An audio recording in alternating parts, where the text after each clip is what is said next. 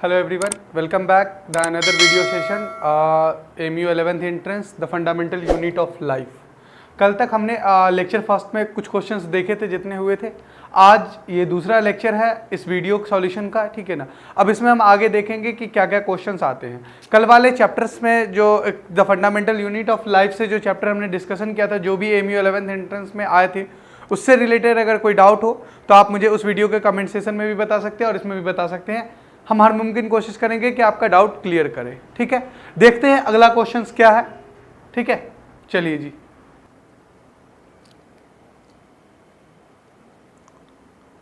Okay, अगला question कह रहा है भाई कि the function of ribosome is. ये सवाल बेटा जी आपका पूछा गया है 2009-2010 सेशन में. क्लियर. सवाल क्या है, कहता है the function of ribosome. Ribosome का फंक्शन क्या होता है. ठीक है, ऑप्शन आपके कुछ इस प्रकार है. ऑप्शन ए कहता है synthesis of protein. Option B destroy the foreign material.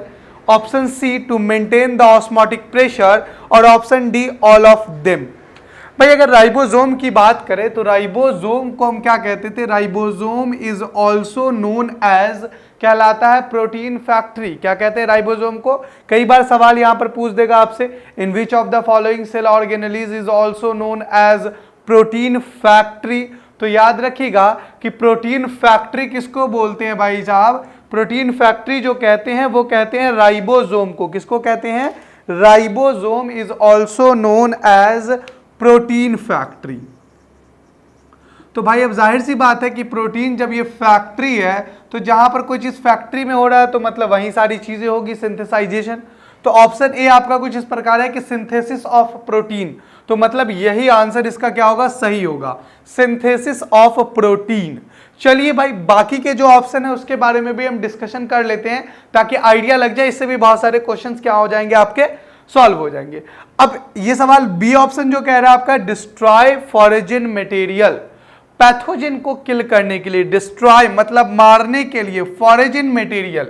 फॉरेजिन material किसको बोलेंगे भाई. जैसे बाहर से अगर कोई आता है हमारे इंडिया में तो हम उसको क्या बोलते हैं, विदेशी बोलते हैं, फॉरेनर बोलते हैं. तो ठीक उसी तरीके से हमारे सेल के अंदर भी अगर आउटर एनवायरनमेंट से कोई चीज आ रही है तो वो भी हमारे लिए क्या होगी भैया, फॉरेन मटेरियल होगी, पैथोजन होगी. क्लियर है फंडा. जैसे आपके शरीर के अंदर, किसी के शरीर के इंसान के अंदर क्या होता है, कोविड-19 का कोरोना वायरस अगर आता है तो वो हमारे शरीर के अंदर तो नहीं है जी, बिल्डअप नहीं है, वो बाहर से आ रहा है. और बाहर से आने वाली चीजों को हम क्या बोलेंगे, फॉरेन मटेरियल बोलेंगे. तो फॉरेजिन मटेरियल जो है वो कहता है कि डिस्ट्रॉय द फॉरेन मटेरियल. भाई ये काम जो है वो है आपका WBC का, व्हाइट ब्लड कैप्सल्स का ये काम है. ये काम किसका है बेटा, ये काम है व्हाइट ब्लड कैप्सल्स का, WBC. It is also known as army of the cell. WBC को हम क्या कहते हैं, आर्मी ऑफ द सेल भी कहते हैं. क्यों कहते हैं army of the cell, because army का काम क्या होता है भाई, देश के बॉर्डर पे खड़े होकर के आतंकवादी को किल करना. जो भी फॉरेन मटेरियल है, जो भी बाहरी दूसरे देशों से आएंगे उसको क्या करना, किल करना. इलीगल प्रोसेस से जो आ रहा है उसकी बात मैं कर रहा हूं, ठीक है ना. तो ठीक उसी तरीके से WBC भी हमारे सेल के अंदर अगर कोई इलीगल प्रोसेस से फॉरेन मटेरियल आता है तो उसे किल करने का काम करता है. That's why WBC is also known as, क्या कहलाएगा, आर्मी ऑफ द सेल. तो यहां इस ऑप्शन के हिसाब से आपका सवाल क्या हो सकता है, आंसर क्या होगा, WBC. चलिए जी सी ऑप्शन देखते हैं. तो सी ऑप्शन क्या कह रहा है, to maintain the osmotic pressure. पहली बात तो समझते हैं कि ऑस्मोटिक प्रेशर होता क्या है. कहता है to maintain the water concentration level inside the cell. Cell को वाटर कंसंट्रेशन लेवल मेंटेन करने के लिए जो दबाव बनाए रखना पड़ता है, जो प्रेशर बनाए रखना पड़ता है, that pressure is called as osmotic pressure. ठीक है, तो ऑस्मोटिक प्रेशर कौन मेंटेन करता है बेटा जी, याद रखिएगा, वैक्यूल. ऑस्मोटिक प्रेशर को कौन मेंटेन करता है, वैक्यूल. कौन से vacuole, contractile vacuole help in the osmotic pressure to maintain the osmotic pressure. Clear. तो ये भी आंसर नहीं होगा. आंसर आपका क्या हो जाएगा, सिंथेसिस ऑफ प्रोटीन. चलिए इससे रिलेटेड राइबोसोम की बात चलिए तो AMU का एक चहेता क्वेश्चन और है, उस पर भी डिस्कस कर लेते हैं. कहता है in which of the following cell organelles which do not have any membrane, इनमें से कौन सा ऐसा सेल ऑर्गेनलीज है जिसके पास कोई मेम्ब्रेन नहीं होते हैं? याद रखिएगा, इकलौता वाहिद ऐसा राइबोसोम सेल ऑर्गेनलीज है जो कोई मेम्ब्रेन नहीं रखता है। They are membraneless, ribosome is membraneless cell organelles. Ribosome कैसा है? मेम्ब्रेनलेस सेल ऑर्गेनलीज है, इसके ऊपर कोई मेम्ब्रेन नहीं होती है। That's why ribosome is present in prokaryotic cell and eukaryotic cell. Prokaryotic cell के अंदर क्या होता था? Membrane bounded cell organelles present नहीं होते थे, लेकिन राइबोसोम एक इकलौता सेल ऑर्गेनलीज है जो किसके अंदर प्रेजेंट होता है? प्रोकैरियोटिक के अंदर भी प्रेजेंट होता है। क्यों? क्योंकि यह मेम्ब्रेन लेस है। क्लियर फंडा? चलिए जी, सवाल था आपका the function of ribosome. Simple है, एनसीईआरटी का लाइन से उठा करके दिया गया ये क्वेश्चन। आंसर क्या हो जाएगा आपका? Synthesis of protein. हमने बाकी भी ऑप्शन पे देख लिया और कई सारे इससे रिलेटेड क्वेश्चंस क्या बन सकते थे उस पर भी हमने क्या कर लिया? डिस्कस कर लिया। चलिए जी, ओके, नेक्स्ट क्वेश्चन की तरफ बढ़ते हैं। अगला क्वेश्चन है आपका, ओके, नेक्स्ट क्वेश्चन क्या कह रहा है? ये सवाल आपका पूछा गया है 2008 और 9 में। सवाल का पूछा गया है 2008 से 9 के बीच पूछा गया है। ये सवाल क्या कह रहा है? The breakdown of pyruvate to give carbon dioxide, water and energy take place in. क्या कह रहा है सवाल? कि पायरुवेट जब टूटता है तो कार्बन डाइऑक्साइड, वाटर और एनर्जी कौन सी जगह पर देता है? कौन सी जगह पर यह प्रोसेस होता है? पायरुवेट टूट करके कार्बन डाइऑक्साइड, वाटर और एनर्जी, ये प्रोसेस, ये टूटने की प्रोसेस है, पायरुवेट ब्रेकडाउन हो रहा है, ये प्रोसेस होता कहां है? तो सबसे पहले आपको समझ लेना चाहिए कि रिस्पिरेशन में आपको हमने पढ़ाया था क्या होते हैं। Respiration is two type, aerobic respiration and anaerobic respiration. तो एरोबिक रिस्पिरेशन में क्या होता था? पायरुवेट के यानी किसके? ग्लूकोज के 6 कार्बन मॉलिक्यूल्स क्या होते थे? ब्रेकडाउन होते थे किसमें? 6 ग्लूकोज मॉलिक्यूल्स में, और एक सफिशिएंट अमाउंट में क्या करते थे? 36 एटीपी एनर्जी को देते थे। साथ ही साथ कार्बन डाइऑक्साइड प्रोड्यूस होता था, वाटर वहां पर बनते थे, और एनर्जी एक हेवी अमाउंट में क्या होती थी? प्रोड्यूस होती थी। कितने? 6 कार्बन मॉलिक्यूल्स क्या होते थे? ब्रेकडाउन होते थे 6 ग्लूकोज के मॉलिक्यूल्स में। अब देखते हैं यहां पर ये जो प्रोसेस हुआ करता था, यानी बात हो रही है एरोबिक रिस्पिरेशन की, यानी in the presence of oxygen. सवाल बात किसकी हो रही है? यहां पर बात हो रही है एरोबिक रिस्पिरेशन की, और aerobic respiration take place in, क्या होता है? Aerobic respiration take place in mitochondria. तो राइट आंसर इसका क्या होगा बेटा? माइटोकॉन्ड्रिया होगा। चलिए इस पे एक सवाल थोड़ा सा ट्विस्ट करके देख लेते हैं कि सवाल ट्विस्ट करने के बाद क्या बन जाएगा। सवाल पूछ सकता है यहां पर कि the anaerobic respiration take place in, तो anaerobic first step take place in cytoplasm and another step take place in mitochondria. मतलब शुरुआत का पहला स्टेप उसका कहां होता था? साइटोप्लाज्म के अंदर, और दूसरा स्टेप कहां होता था उसका? माइटोकॉन्ड्रिया के अंदर। चलिए भाई, और भी जो ऑप्शन है इसके बारे में भी डिस्कस कर लेते हैं। क्लोरोप्लास्ट जो है, chloroplast is also known as kitchen of the cell कहते हैं इसको। Why? Because it help in the क्या कहते हैं? Preparing of the food. Plant के केसेस में ये क्या करता है? फूड को प्रिपेयरिंग करने में मदद करता था। न्यूक्लियस क्या कहलाता है भाई? It is also known as brain of the cell. इसको हम क्या बोलते थे? ब्रेन ऑफ द सेल बोलते हैं। क्यों? Because it control the whole cell. जितने भी पूरे सेल होते हैं उस सेल ऑर्गेनेलिस को ये क्या करता है? कंट्रोल करने का काम करता है, इसलिए इसको हम क्या बोलते थे? ब्रेन ऑफ द सेल बोलते हैं। गोल्जी बॉडी को क्या बोलते हैं? Golgi body is also known as, क्या कहते हैं इसको? हम कहते हैं post office of the cell, breaker of the cell बोलते हैं इसको। क्लियर? चलिए जी, ठीक है। तो इसका राइट आंसर क्या हो जाएगा? The breakdown of a pyruvate to give carbon dioxide, water, energy take place in mitochondria. मतलब बात हो रही है किसकी? यहां पर एरोबिक रिस्पिरेशन की। यही एनारोबिक रिस्पिरेशन होता तो first step take place in cytoplasm and second step take place in mitochondria होता है। क्लियर? चलिए जी, अगले क्वेश्चन की तरफ बढ़ते हैं, देखते हैं अगला क्वेश्चन क्या कह रहा है। तो भाई अगला क्वेश्चन क्या कह रहा है? The branch of a botany that deal with the study of structure, function and life history of a plant cell is known as. Option आपके कुछ इस प्रकार है। A genetics, B physiology, C taxonomy और डी साइटोलॉजी। क्या क्या है option भाई? Genetics, B physiology, C taxonomy और डी साइटोलॉजी। कह रहा है सवाल कि बॉटनी का वो ब्रांच जिसमें डील किया जा रहा हो किसके बारे में, structural, function, life history of a plant cell. देखिए पहली बात तो क्लियर कर लीजिए कि सेल हो या प्लांट सेल के लिए बात की जा रही है, कहां से, सेल के बारे में बात की जा रही है। तो study about the cell, cell के बारे में स्टडी करना, चाहे वो कुछ भी हो। कह रहा है कि स्ट्रक्चरल हो उसकी, या फंक्शन हो उसकी, या लाइफ हिस्ट्री हो उसकी, ठीक है ना। इसके बारे में यानी क्या कहलाएगा, अगर कोई पढ़ाई कर रहा है, ये डील कर रहा है इस पोर्शन को, तो ये कहलाएगा स्टडी ऑफ सेल, ठीक है ना।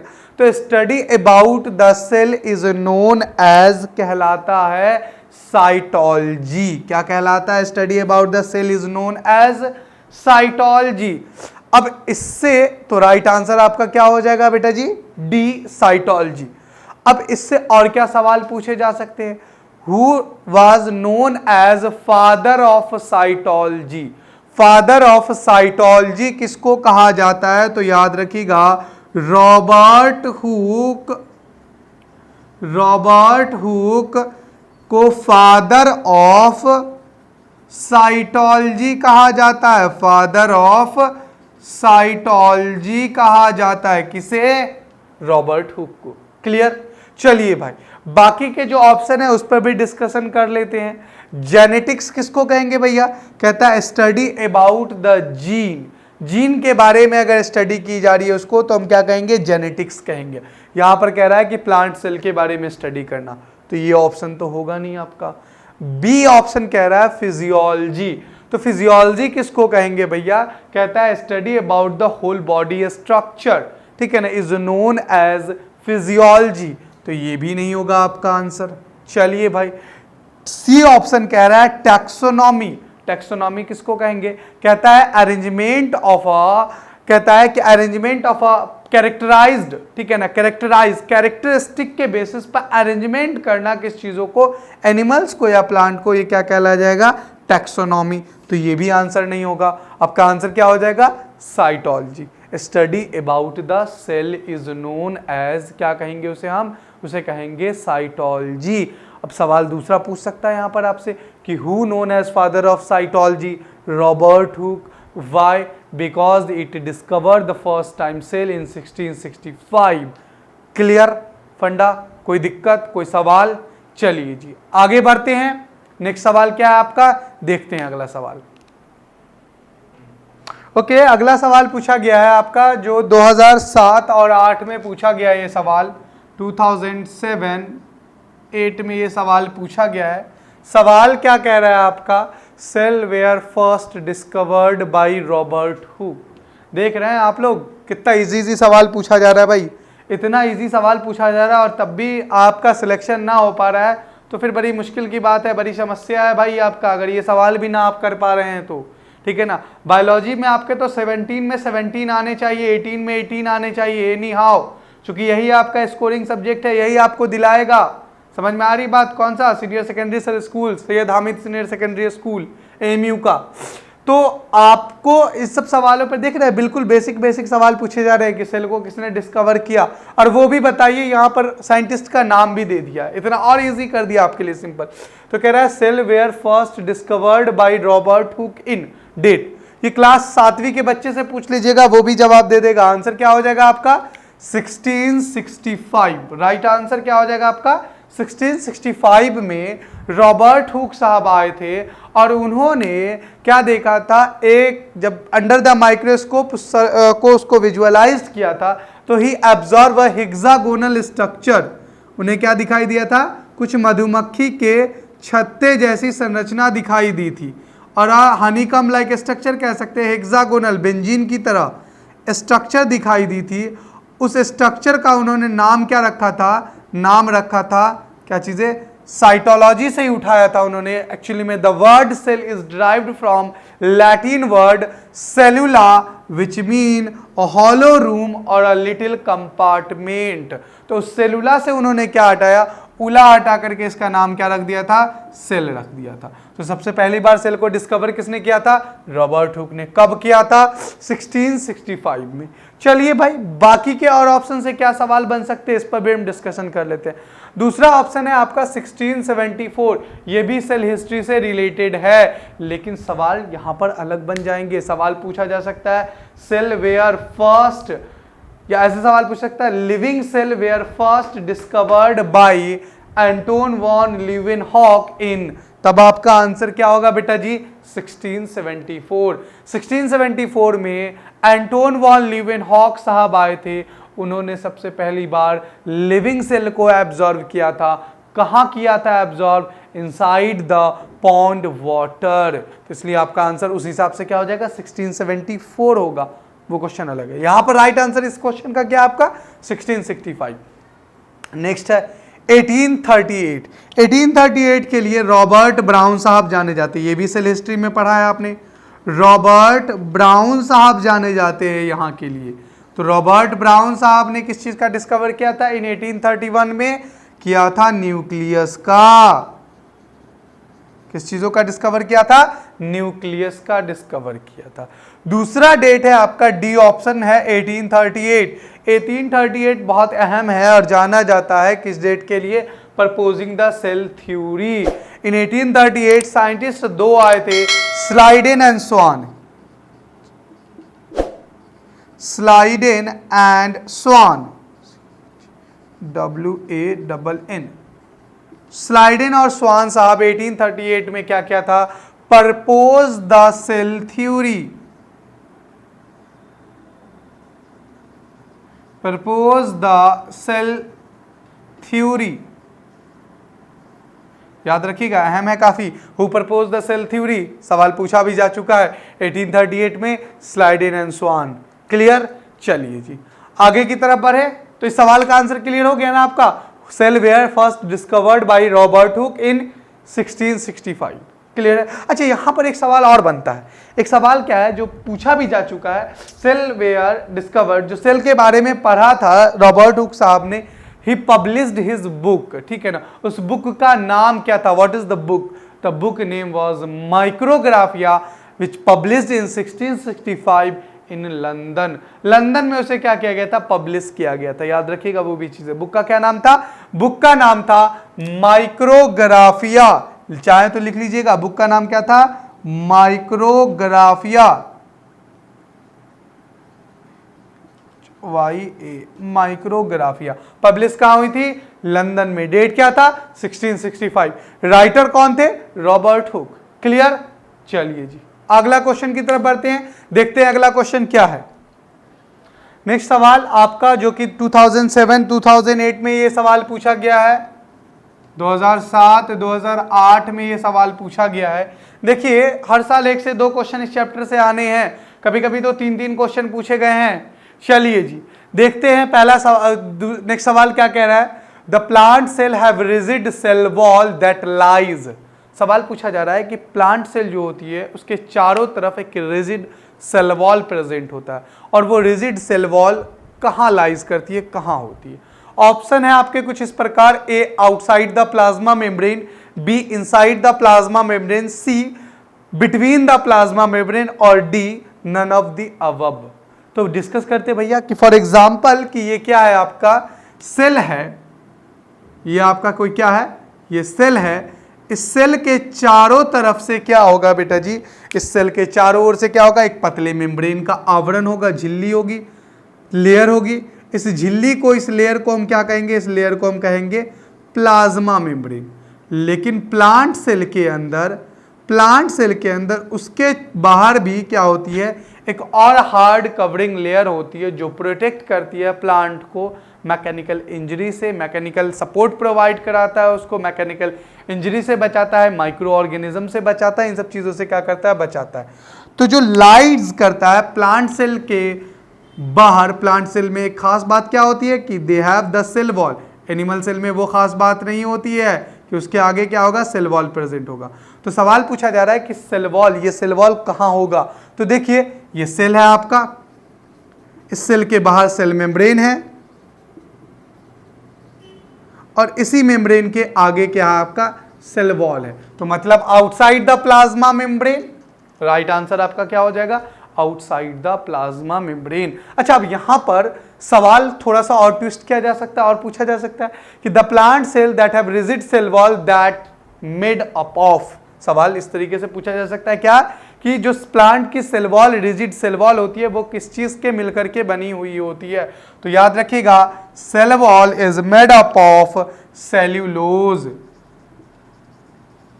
सेल्यूलोज की मिलकर के बनी होती है। सेल्यूलोज क्या है, एक कार्बनिक सब्सटेंस है which provide the strength of a plant, mechanical support provide करता है प्लांट को। ठीक है, क्लियर। तो cell wall is made up of cellulose. चलिए जी, प्लांट की सेल वॉल की बात की जा रही है। अगर यहीं पर आपसे पूछ दी जाए बैक्टीरिया की cell wall made up of peptidoglycan, अगर आपसे सवाल पूछ दिया जाए यहीं पर किस चीज की, फंगी की सेल वॉल, तो fungi cell wall is made up of chitin. चलिए जी, क्लियर। चलिए जी, अगले सवाल की तरफ देखते हैं। अगला सवाल क्या है आपका, नेक्स्ट सवाल क्या कह रहा है भाई, ये सवाल आपका 2006-07 में पूछा गया है, 2006-2007 में। सवाल कह रहा है कुछ इस तरीके से कि the boundary layer of each cell, याद रखिएगा किसके बारे में बात की जा रही है, स्पेसिफाइड नहीं किया है, ईच सेल कह रहा है, ना ही यहां पे स्पेसिफाइड किया है कि प्लांट सेल और एनिमल सेल। क्लियर है, तो यहां आंसर चेंज होंगे इसके, ठीक है ना। अभी आगे उस पर डिस्कशन करेंगे कि अगर यहां पे स्पेसिफाइड होता प्लांट सेल या एनिमल सेल तब आंसर क्या हो जाता। Each cell that separate it content from other cell is made up of, बात की जा रही है कि कोई सेल है, वो सेल अपने कंटेंट को, मतलब साइटोप्लाज्म को, माइटोकॉन्ड्रिया को, बाकी जो अंदर की चीजें हैं उसको दूसरे सेल से जो सेपरेट करता है जिस चीज से, वो चीज किस चीज की बनी होती है, वो चीजें किस चीज की बनी हुई होती है। तो मतलब बात की जा रही है यहां पर, बात की जा रही है, सवाल समझिएगा, सवाल कह रहा है कि प्लाज्मा मेम्ब्रेन की बात की जा रही है, प्लाज्मा मेम्ब्रेन की। भाई प्लाज्मा मेम्ब्रेन ही तो अपने कंटेंट को, जो सेल की कंटेंट है, उस कंटेंट को दूसरे सेल से क्या करता है, सेपरेट करता है, अलग करता है। तो प्लांट, बात की जा रही है प्लाज्मा मेम्ब्रेन की, तो सवाल है प्लाज्मा मेम्ब्रेन किस चीज का बना होता है। तो सवाल है प्लाज्मा मेम्ब्रेन किस चीज का बना होता है, plasma membrane is made up of lipids and protein. Plasma membrane किस चीज की मिलकर के बनी हुई होती है, प्लाज्मा मेम्ब्रेन के अंदर लिपिड्स और प्रोटीन की परसेंटेज होती है। अब वो परसेंटेज आप अगर देखेंगे मेरा वीडियो, जब हम प्लाज्मा मेम्ब्रेन पढ़ रहे थे, माइटोकॉन्ड्रिया के हम डबल लेयर को पढ़ रहे थे, तो वहां पर हमने सेपरेशन बताया था आपको कि प्लाज्मा मेम्ब्रेन जो होती है वो किस तरीके से बनी हुई होती है और उसके अंदर कितने परसेंट लिपिड की परसेंटेज होती है, कितने परसेंट एंजाइम होते हैं, कितने परसेंट कार्बोहाइड्रेट होती है, उसके प्रोटीन होती है। उस सब के बारे में हमने क्या कर रखा है, डिस्कशन कर रखा है। तो plasma membrane is made up of lipoprotein, इसी को भी हम क्या कर सकते हैं, लिपिड्स। प्रोटीन का मतलब क्या हो जाएगा बेटा जी, याद रखिएगा, लिपिड्स प्लस प्रोटीन का मतलब भी इसको शॉर्ट में लिख सकता है लाइपोप्रोटीन। तो लाइपोप्रोटीन का मतलब क्या हो जाएगा, लिपिड्स प्लस प्रोटीन। अच्छा, अगर सवाल यहां पर अगर दूसरा, ये तो आंसर समझ में आ गया सबको कि the boundary of each cell that separate, separation की बात की जा रही है, मतलब प्लाज्मा मेम्ब्रेन की बात की जा रही है, from the other cell made up of, तो किस चीज की बनी होगी, लिपिड्स प्रोटीन की बनी होगी या लाइपोप्रोटीन की बनी होगी, बात एक ही है। चलिए, अच्छा अगर सवाल को यहां पर ट्विस्ट कर दिया जाए, सवाल को कर दिया जाए यहां पर प्लांट सेल, इसकी जगह अगर आपको लिख करके दे दिया जाए प्लांट सेल, तब बेटा आपका आंसर क्या होगा।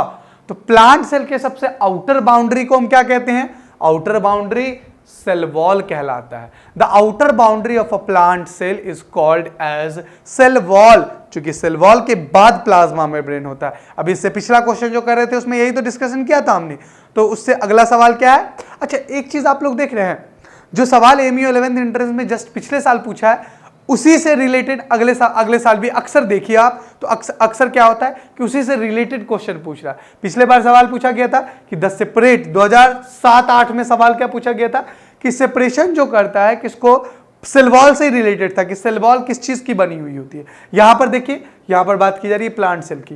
तो प्लांट सेल अगर हम स्पेसिफाइड कर दे तो प्लांट सेल की सेल वॉल जो होती है वो किस चीज की बनी हुई होती है, सेल्यूलोज की। तब आंसर आपका क्या हो जाता है, सेल्यूलोज हो जाता है। क्लियर है। तो यहां पर स्पेसिफाइड नहीं है, इसलिए आपका आंसर क्या हो जाएगा, यानी यहाँ पर बात की जा रही है नॉर्मली प्लाज्मा मेम्ब्रेन की। यहाँ पर ना ही स्पेसिफाइड किया उन्होंने कि एनिमल सेल है या प्लांट सेल, तो मतलब आपको क्या मानना है, प्लाज्मा मेम्ब्रेन को मानना है। क्लियर? चलिए जी नेक्स्ट सवाल की तरफ बढ़े। अगला सवाल क्या है आपका, देख बैठ रही है ना अभी। नेक्स्ट क्वेश्चन कह रहा है, जो कि सवाल आपका पूछा गया है कब, 2006 और 7 में ये सवाल पूछा गया है। सवाल कुछ इस प्रकार है, 2006 और 7 में ये सवाल पूछा गया है। कहता है the main component of a cell wall that provide the strength to the plant cell are fibrous. वो किस चीज का है, वो कैसा है, मतलब बात की जा रही है किसकी, the main component the cell wall की। तो हमने आपको बताया cell wall is made up of cellulose. Cell wall किस चीज का बना हुआ होता है, सेल्यूलोज का बना हुआ होता है। ठीक है, अब ये जो सेल्यूलोज है बेटा, ये सेल्यूलोज कैसा होता है, ये सेल्यूलोज कॉम्प्लेक्स कंपोनेंट है, ये ब्रेक डाउन होता है तभी हमारे अंदर ये क्या होता है, सिंपलेस्ट फॉर्म में आता है। हम हो या कोई भी जो भी एनिमल क्या कहते हैं कि खाते हैं इसको, प्लांट्स को, तो वो क्या होगी, कॉम्प्लेक्स फॉर्म से। इसके लिए डाइजेस्टिव एंजाइम हमारे कुछ एनिमल्स के अंदर सिक्रेट होते हैं, रूमिनेंट्स के अंदर, तो उनकी अलग केसेस है, वहां पर हम डिस्कस करेंगे जब हम रूमिनेंट्स के बारे में क्लास 10th में डिस्कशन करेंगे उसका, उसमें हम डिस्कस करेंगे उसको। तो जो सेल्यूलोज है वो कॉम्प्लेक्स कंपोनेंट है, और कॉम्प्लेक्स कंपोनेंट क्या कहलाते हैं, पॉलीसेकेराइड कहलाता है। It is called as polysaccharide. चलिए बाकी क्या और ऑप्शन को देख लेते हैं। पॉलीसेकेराइड जब टूटता है उस पर एंजाइम एक्ट करते हैं तो वो ब्रेक डाउन होकर के थोड़ा सिंपल होता है और वो कहलाता है डाइसेकेराइड में। डाइसेकेराइड फाइनली जब डाइजेस्ट हो जाता है, पूरा सिंपलेस्ट फॉर्म में आ गया, तब उसे हम क्या कहते हैं, मोनोसेकेराइड कहते हैं। और डी ऑप्शन जो है फ्रक्टोज एंड माल्टोज, ये जो फ्रक्टोज और माल्टोज है ये किसका है, ये कार्बोहाइड्रेट का, कार्ब्स का फॉर्म है, सिंपल फॉर्म। क्लियर है फंडा? अगर फॉर एग्जांपल की बात करें फ्रक्टोज किसके अंदर पाया जाएगा, तो फ्रक्टोज जो भी जूसेस आप पीते हैं उसके अंदर फ्रक्टोज पाया जाएगा। ठीक है, माल्टोज जो होता है वो कार्बोहाइड्रेट का, यानी किस चीज का, स्टार्च का फॉर्म होता है। स्टार्च पे जब ब्रेक डाउन होता है, सलाइवा एक्ट करता है, तो वो किस में तब्दील हो जाता है, माल्टोज में, आइसोमाल्टोज में, अल्फा डेक्स्ट्रीन में। क्लियर है? तो राइट आंसर आपका क्या हो जाएगा, पॉलीसेकेराइड। चलिए जी अगले सवाल की तरफ बढ़ते हैं। अगला सवाल देखते हैं, अगला सवाल क्या है।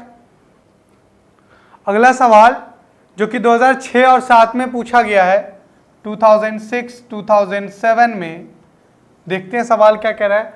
The contractile vacuole in a single celled animal perform. जो सिंगल सेल एनिमल होते हैं उनके अंदर कॉन्ट्रेक्टाइल वैक्यूल का मतलब यूनिसेलुलर ऑर्गेनिज्म के अंदर, सिंगल सेल एनिमल का क्या मतलब है, unicellular organism, they are made up of the single cell, is called as unicellular organism. उनके अंदर कॉन्ट्रेक्टाइल वैक्यूल का क्या फंक्शन होता है। तो हमने आपको वैक्यूल पढ़ाया था, याद होगा, तो वैक्यूल हमने 4 तरीके के पढ़े थे, contractile vacuole, SAP vacuole, digestive vacuole and gas vacuole. First of all हमें डिस्कस करना है कॉन्ट्रेक्टाइल वैक्यूल का। लाइक अगर हम बात करें अमीबा की, तो अमीबा के अंदर क्या होता है, कॉन्ट्रेक्टाइल वैक्यूल प्रेजेंट है। तो अमीबा क्या करेगा, इसके अंदर से 2 काम करेगा इस कॉन्ट्रेक्टाइल वैक्यूल की मदद से। पहला काम तो इसका क्या होगा, ये काम करेगा एक्सक्रीशन का, मतलब अमीबा के अंदर जो फूड डाइजेस्ट होंगे डाइजेस्टिव वैक्यूल के अंदर, उसके बाद कुछ अनडाइजेस्टेड फूड भी तो बचेंगे भाई। उस अनडाइजेस्टेड फूड को क्या करेगा, मदद करेगा किसका, कॉन्ट्रेक्टाइल वैक्यूल का, और उसे अपने बॉडी से थ्रो आउट करेगा, रिमूवल ऑफ टॉक्सिक सब्सटेंस। चलिए भाई देखते हैं एक्सक्रीटरी फंक्शन। तो सिर्फ और सिर्फ एक्सक्रीटरी फंक्शन का काम नहीं है, दूसरा है ऑस्मो रेगुलेटरी फंक्शन। तो ये भी ऑप्शन नहीं होगा भैया। ऑस्मो रेगुलेटरी फंक्शन किसको कहते हैं, कहता है maintaining of a water concentration level, water के कंसंट्रेशन लेवल को मेंटेन करके रखना, इसको हम क्या कहते हैं, ऑस्मो रेगुलेटरी फंक्शन कहते हैं। फॉर एग्जांपल कि कोई, जैसे फॉर एग्जांपल कि अमीबा अगर ये सॉल्टी पानी के अंदर है, ठीक है ना, समुद्री पानी के अंदर है, तो अब बाहर की दुनिया में सॉल्ट का कंसंट्रेशन, समुद्री के पानी में क्या है बेटा जी, NaCl प्रेजेंट है। अब ये NaCl बाहर तो ज्यादा है, अमीबा के अंदर कम है, तो ऐसे सिचुएशन में क्या होगा, NaCl बाहर से अंदर आता रहेगा सेल के अंदर, और ऐसी सिचुएशन में सेल एक टाइम ऐसा आएगा कि सेल रैप्चर कर जाएगा। तो ऐसे सिचुएशन में ऑस्मो रेगुलेटरी मतलब जितना पानी से NaCl आएगा उतना ही पानी के थ्रू अमीबा क्या कर देगा, उसे एक्सेल आउट कर देगा। तो अब ऐसे सिचुएशन में क्या कहलाएगा कि जो कॉन्ट्रेक्टाइल वैक्यूल है हेल्प करेगा एक्सक्रीटरी एंड ऑस्मोरेगुलेटरी फंक्शन में। क्लियर? यहीं पर अगर कॉन्ट्रेक्टाइल वैक्यूल की जगह अगर सैप वैक्यूल होता तो स्टोरेज का फंक्शन करता। क्लियर है फंडा? किसी को कोई दिक्कत, कोई सवाल? चलिए जी अगले क्वेश्चन की तरफ देखते हैं। अगला क्वेश्चन क्या है आपका? अगला सवाल क्या कह रहा है भाई कि जो सवाल पूछा गया आपका 2005 और 2006 में। चलिए भाई सवाल क्या कह रहा है आपका? सवाल कह रहा है the solubilization of organic material in each cell is controlled by the hydrolase release from. क्या चीज है?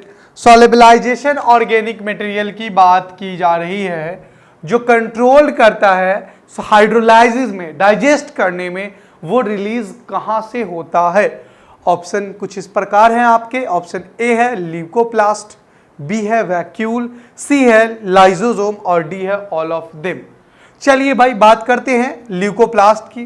तो leucoplast is also known as colourless plastid. It help in the storage of carbohydrate, protein, oil वगैरह वगैरह। कलिए अगला है तो इसलिए ये तो ऑप्शन होगा नहीं आपका, काट दीजिए भाई इसको। दूसरा है आपका वैक्यूल। तो वैक्यूल हेल्प इन द, दो चीजों में मदद करता है, एक तो एक्सक्रीशन में मदद करता है और टॉक्सिक सब्सटेंस को स्टोरेज करने में मदद करता है। तो ये भी नहीं होगा आंसर। तो बचा क्या भैया? अब दो ऑप्शन, लाइसोसोम और ऑल ऑफ देम। तो ऑल ऑफ देम तो हो ही नहीं सकता क्योंकि भैया दो ऑप्शन तो पहले ही कट चुके हैं। चलिए भाई तो आंसर क्या हो जाएगा आपका? Lysosome. Lysosome contain hydrolytic enzyme which have capacity to digest the protoplasm. Protoplasm को इसके पास क्या होती है? डाइजेस्ट करने की कैपेसिटी होती है। It contain the hydrolytic enzyme like proteinases which help in the digestion of protein, like carbohydrates which help in the digestion of carbohydrate, like lipases which help in the digestion of lipids, like lysozyme which help in the digestion of peptidoglycan। Clear है? तो right answer आपका क्या होगा? Lysosome. ठीक है बेटा जी। तो यहां तक अब तक 2005 से लेकर के 2019 तक जितने question the fundamental unit of life से थे, उन सब एक एक क्वेश्चंस को हमने डील किया और उस क्वेश्चन के साथ साथ जो उसके ऑप्शन थे या उस पे बेसिस और ट्विस्ट करके क्या सवाल बन सकते थे, उन सारे सवालात को हमने देख लिए। क्लियर? तो आपको जरूरी ये है कि आपने तो हमने वीडियो सॉल्यूशन करा ही दिया आपका, ठीक है ना? तो इसको पूरा आप कवर अप कर ले, एक बार खुद से उसको बनाने की कोशिश करें, समझें, ठीक है ना? और दूसरा कि आप एनसीईआरटी पे फुल फोकस्ड रहे, क्योंकि आपको मैंने कई जगह आपको दिखाया, क्वेश्चन एनालाइज कराया कि एनसीईआरटी के लाइन से उठा करके सीधा क्वेश्चन दे दिए गए। तो आपको सबसे पहले तो बायो में खास तौर पे एनसीईआरटी पे फुल फोकस्ड रहना है। एग्जाम्पल उसके फ्लो चार्ट, उसके डायग्राम, उसके टेबल, उसके जो समरी हैं, उनको आपको क्या करना है? बिल्कुल अच्छे से पढ़ना है और इंशाल्लाह उसी में से क्वेश्चंस आने हैं। क्लियर है फंडा? चलिए जी अगले क्लास में, अगले लेक्चर में जो अनदर लेक्चर हम अपलोड करेंगे, उस लेक्चर में हम 10th क्लास के पोर्शन को देखेंगे लाइफ प्रोसेस के, ठीक है ना? एक चैप्टर 9th करते हैं, एक चैप्टर 10th, फिर एक चैप्टर 9th, फिर एक चैप्टर 10th। तो लाइफ प्रोसेस के हम पोर्शन को देखेंगे। उसमें जितने क्वेश्चंस आए हैं अब तक एमयू 11th एंट्रेंस में 2005 से लेकर के 2019 तक के, इन सारे क्वेश्चन को हम एक एक करके डील करेंगे विथ आंसर, विथ ऑप्शन के भी जो सवाल बन सकते हैं, ऑप्शंस क्यों है उसके, उससे रिलेटेड क्या क्वेश्चंस बन सकते हैं, उस पर भी हम डिस्कशन करेंगे। ठीक है? Thank you.